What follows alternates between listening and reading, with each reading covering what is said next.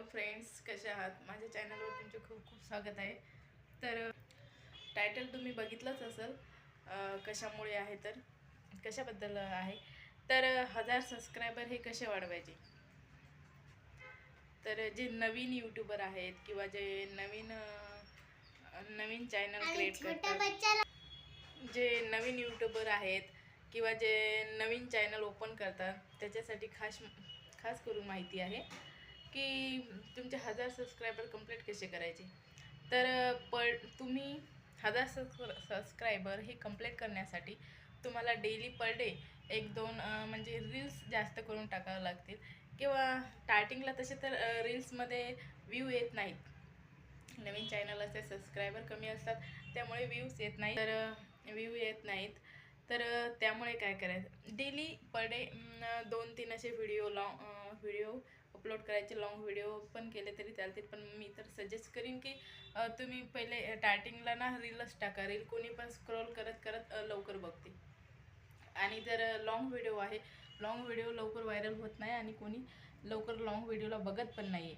म्हणून जास्त करून छोटे रील्स टाका आणि डेली टाका. आणि त्याचा टायमिंग पण असतो. टायमिंग खूप हे करतो, म्हणजे व्हिडिओ टाकण्यासाठी टायमिंग पण खूप महत्त्वाचं आहे. तर टायमिंग सकाळी जे न्यू यूट्यूबर आहेत त्यांनी तर सकाळीच टाकलं पाहिजे, 6च्या अगोदर. जसं की कोणी नवीन मोबाईल हातात घेतो स्टार्टिंगला उठल्यानंतर झोपेतून, तेव्हा बघतेच माणूस, म्हणजे मोबाईल बघतेच तेव्हा व्हिडिओ दिसतो. तर स्टार्टिंगलाच व्हिडिओ टाकला पाहिजे. आणि नंतर 10-11 वाजायच्या तेव्हा, किंवा 2-3 वाजता जेवायला लंचचा ब्रेक होतो ना, तेव्हा पण बघतात. आणि संध्याकाळी पण एक व्हिडिओ अपलोड केला पाहिजे. आणि संध्याकाळी तसं तर दिवसातून 4-5 रील्स टाकल्या तरी चालतात. नवीन जे यूट्यूबर आहेत त्यांनी डेली टाकायचा. 5-6 महिन्यातून एखादी रील्स तरी व्हायरल होतेच आणि 1000 सबस्क्रायबर हे कंप्लीट होतात. तसे तर पर डे पण 1-2 रीलला 1-1, 2-2 असे सबस्क्रायबर येतातच. तर डेली हा म्हणजे ॲक्टिव्ह व्हिडिओमध्ये हे ॲक्टिव्ह आपण दिसलो पाहिजे. जे नवीन यूट्यूब चॅनल चालू करतात ते तर डेली पर डे 1-1 टाकायला पाहिजे. यूट्यूबवाल्याला पण वाटते की डेली हे काही ना काही टाकतात, तर ते पण खूप काउंट करतात आपल्या ह्या सर्व गोष्टी. तर हे आपण लक्षात घेतलं पाहिजे. आणि व्हिडिओ टाकायच्या सोबतच आपण टायटल, टायमिंग याचं पण खूप महत्त्व आहे. त्यामध्ये टायटल पण खूप आपण म्हणजे हॅशटॅग लावूनच टायटल टाकलं पाहिजे. हॅशटॅग लावल्याच्या नंतर जे कोणी बी सर्च करते, जसं व्हिडिओ सर्च केलं किंवा रील सॉन्ग किंवा काही जे सर्च केलं की ते हॅशटॅग लावल्याच्या नंतर आपला व्हिडिओ तिथं दिसतो. त्यामुळे हॅशटॅग लावूनच तुम्ही टायटल टाका, असं मी सजेस्ट करेन. हॅशटॅग लावल्यामुळे आपला व्हिडिओ लवकर दिसतो, लोकांपर्यंत लवकर जातो. तर हॅशटॅग लावूनच टायटल टाका. आणि व्हिडिओची क्लिअरिटी पण चांगल्या मोबाईलमधून क्लिअर दिसतील असे व्हिडिओ काढा. खास करून जे समोरच्याला जर चांगले असे दिसले पाहिजे, तेव्हाच ते कोणी पण लवकर लाईक करते आणि बघते पण. आणि जे नवीन यूट्यूबवाले आहेत, जे नवीन चॅनल त्यांना क्रिएट केलेलं आहे, त्यांना तर माहीतच असेल की 1000 सबस्क्रायबर आणि 4000 वॉच टाईम हा कंप्लीट केल्याच्या नंतर चॅनल हे मोनिटाईज होते म्हणून. हे तर सर्वांना माहीतच असेल. किंवा मग शॉर्टमध्ये लॉंग व्हिडिओ टाका, त्यामुळे लवकर तुमचा टायमिंग वाढेल. किंवा लाईव्ह पण घेतल्यामुळे टायमिंग वाढते. आणि लाईव्ह येण्यासाठी जे नवीन चॅनलवाले आहेत त्यांना तर 50 सबस्क्रायबर क्रॉस केल्याच्या नंतर लाईव्ह येऊ शकतात ते. आणि लाईव्ह आल्याच्या नंतर पण खूप त्यामध्ये म्हणजे कंडिशन्स आहेत काही, की लाईव्हमध्ये पण काही कंडिशन आहेत की त्या स्टेप आपण फॉलो केल्या पाहिजे, नाहीतर लाईव्ह स्ट्रीम पण ही बंद होते कधी कधी. जशी की माझी पण झाली होती नवीन, म्हणजे मला माहिती नसल्यामुळे. लाईव्हमध्ये जेव्हा 4 माणसाचं चॅनल आहे किंवा म्हणजे जे खास करून तर जे मोठे व्यक्ती आहेत तेच त्यामध्ये दिसले पाहिजे. छोटे मुलं हे नॉट अलाउड आहेत त्यामध्ये. तर छोटे मुलं लाईव्हमध्ये व्हिडिओमध्ये थोडेफार आपण घेऊ शकतो, पण लाईव्हमध्ये छोटे मुलं हे घेऊच नका सहज.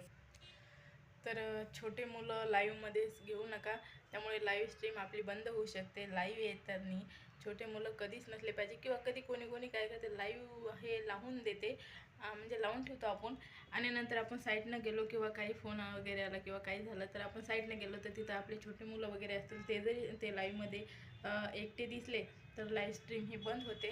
तर ती पण खूप आपल्याला काळजी घेणं गरजेचं आहे. तर केव्हा बी जेव्हा लाईव्ह आपण करतो तेव्हा छोटे मुलं त्यामध्ये दिसले नाही पाहिजे. आणि जर दिसले तरी आपल्यासोबत असले तर एक टायमाला काही नाही, पण ते पेशलमध्ये दिसले नाही पाहिजे. किंवा जेव्हा मी स्टार्टिंगला लाईव्ह घेत होती तेव्हा मला माहिती नव्हतं, तर मला वाटतं टायमिंग म्हणजे वाढतो असं बोलतात. तर मग मी लाईव्हमध्ये मग माझी छोटी मुलगी काय अभ्यास वगैरे करताना किंवा खेळताना किंवा अशी थोडीफार लाईव्ह लावून देत होती. तर त्यामुळे माझं जे लाईव्ह स्ट्रीम आहे ते बंद झाले होते एक दीड महिन्यासाठी. परत ते बोलले फोटो वगैरे अपलोड करा, नंतर चालू होणार आहे. तर मी फोटो वगैरे अपलोड करून ते नंतर चालू झालं. पण तशा चुका तुम्ही पण करू नका लाईव्हमध्ये येताना, छोटे मुलं वगैरे घेऊन नका. आणि जर जिथं टी व्ही वगैरे चालू आहे तिथं पण लाईव्ह घ्यायचं नाही, किंवा टी व्हीचा आवाज किंवा पिक्चरचा आवाज त्यामध्ये ॲड झालेला नाही पाहिजे. किंवा म्हणजे तो जर आवाज आला त्यामध्ये तर ते कॉपीराईट दाखवू शकते, आणि ते कॉपीराईट दाखवते, आणि ते काय तर कॉपीराईट दाखवते, आणि त्यामुळे पण आपलं लाईव्ह स्ट्रीम हे बंद होऊ शकते. तर तुम्ही जेव्हा लाईव्ह करता तेव्हा तुम्ही असे सायलेंट रूममध्ये जाऊन बसा, तिथे छोटे मुलं किंवा टी व्ही किंवा दुसरा बाहेरचा आवाज वगैरे त्यामध्ये नाही आला पाहिजे, अशा ठिकाणी बसून तुम्ही लाईव्ह करा. आणि नवीन जे यूट्यूबर्स आहेत, जे नवीन त्याने चॅनल ओपन केलेलं आहे त्यांच्यासाठी तर डेली पर डे तुम्ही 2-4 व्हिडिओ दररोजचे टाकत जा. म्हणजे 2-4 महिन्यातून किंवा 4-5 महिन्यातून 1-2 व्हिडिओ हा व्हायरल होतोच. स्टार्टिंगला व्ह्यू येत नाहीत कोणाचे, पण तसंच होते. तर स्टार्टिंगला व्ह्यू येतच नाहीत, पण आपण पर डे 2-4 व्हिडिओ हे असे टाकतच जायचं. तर एक दिवस म्हणजे समजा एक दिवस तर एखादा 2 व्हिडिओ हा व्हायरल होतोच, म्हणजे 5-6 महिन्यातून 1-2 होतोच. तर हे सर्व गोष्टीकडे खास करून लक्ष द्या. धन्यवाद.